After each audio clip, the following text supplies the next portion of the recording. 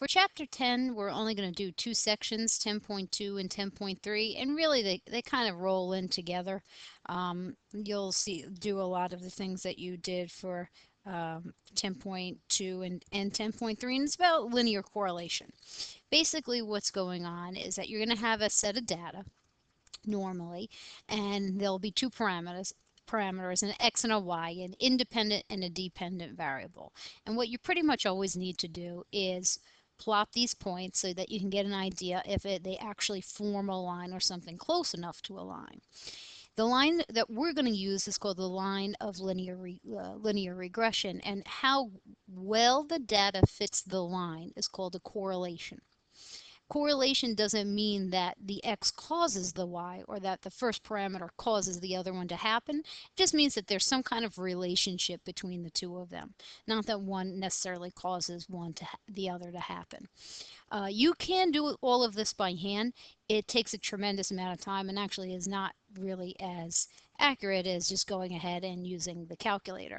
And so what I'm going to do is I'm going to use this question, the fourth question on 10.3, to kind of show you all the parts for 10.2 and 10.3 that you'll need to do. The PowerPoint is posted. I think it makes it much more complicated than it really needs to be. And I'm going to do pretty much all of this in the calculator. So the first thing I'm going to do, once I find my calculator,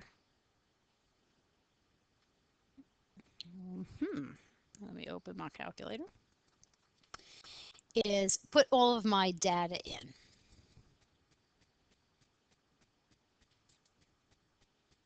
And so I have a height and I have an interval.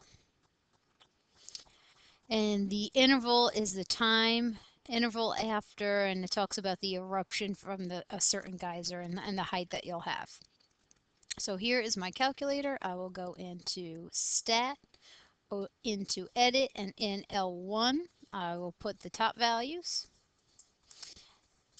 94, 74, 60, 55, 50, 108, 93, 99.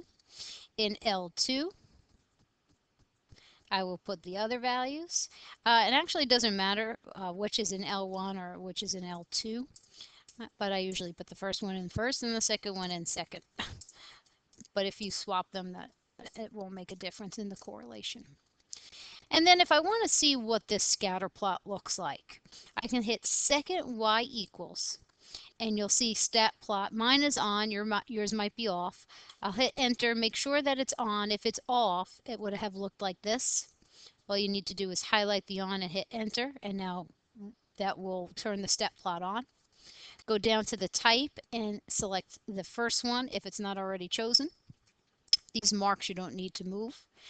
Hit graph. You're probably not going to see anything because the data is pretty scattered and certainly not between a -10 and a +10. So you'll hit zoom, and I usually just go ahead and scroll up to zoom stat, and that will give me my scatter plot. So my line of best fit, the linear regression line, will go somewhere through here, and we'll be able to calculate that using the calculator, and we'll be able to get the correlation on the calculator. So if I go in back to the main screen, I'm going to clear all of this out, and I want to get all of this information. I'll go into Stat, and I'll go over to Calc. And there are two choices, and it really doesn't matter which one you pick. But for some reason, for stats, we write our line backwards. If you've done any algebra, the magic for equation for the line is y equals mx plus b. For some reason, we write it backwards and we say b plus mx. So you can run line reg, which if you've taken college algebra, you've used before, or you can scroll down to the other line reg. Either one is fine. You're just going to have to put it in.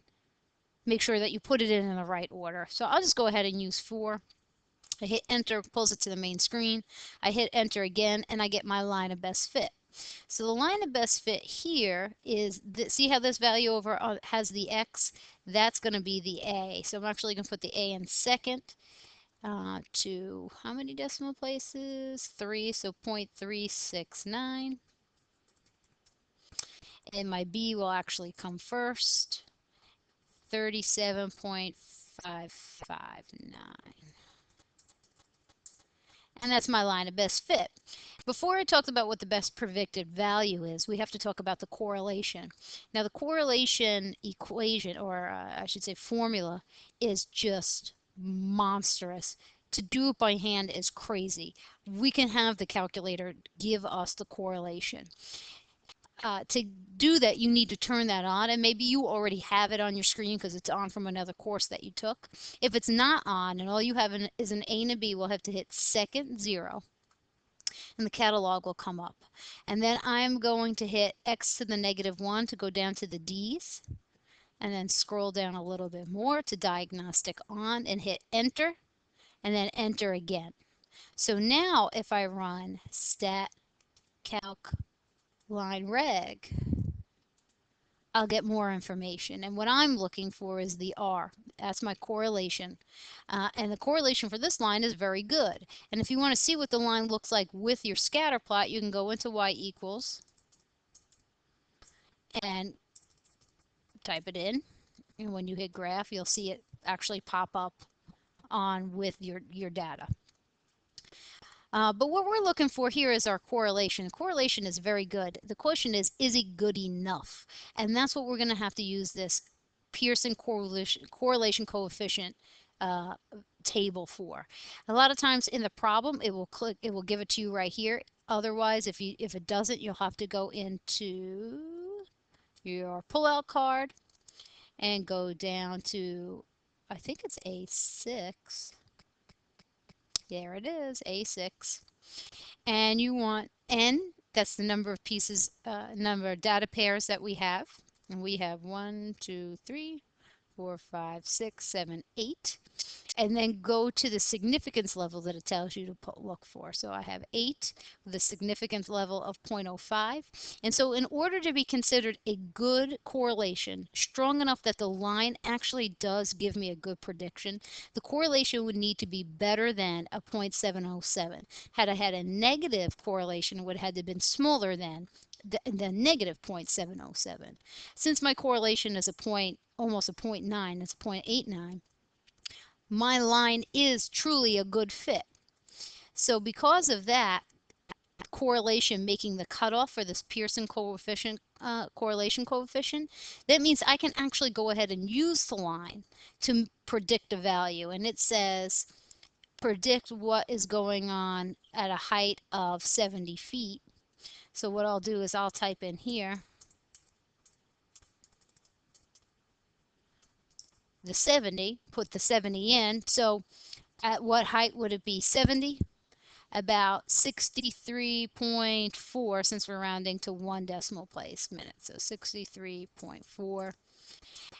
If for whatever reason my correlation wasn't good enough, like it said to use a 0.707, let's say my correlation was maybe only a 0.69 or a 0.59, then I wouldn't be able to use the line to really tell me anything. Now I could always get a line.